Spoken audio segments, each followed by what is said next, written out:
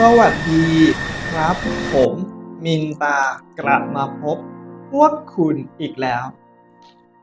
มิงกลาบะခင်ဗျာကျွန်တော်မင်းတာပါမိတ်ဆွေတို့နဲ့အတူပြန်ဆုံကြပြန်ပြီ episode นี้ประโยคออกเสียงคล้ายแต่ความหมายต่างအခု episode ဟာတန်ထွက်ဥတော်လင်းအတိတ်ပဲ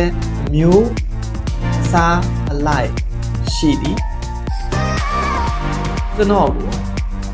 ထိုင်းဘာသာစကားပြောဖို့ပြုပါโครงคำออกเสียงคล้ายเพียงแต่ความหมายต่างโครงคำออกเสียงคล้ายเพียงแต่ความหมายต่างစကားလုံးအများသည်အတန်ထွက်တူတော်နဲ့အဓိပ္ပာယ်ချင်း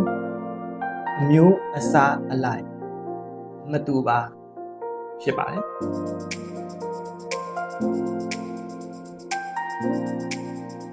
เขาตูနာစားဖြစ်ပါတယ်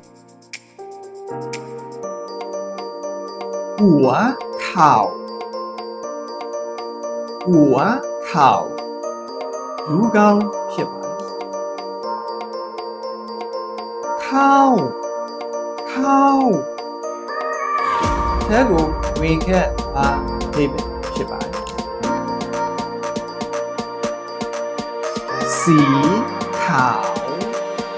สีขาว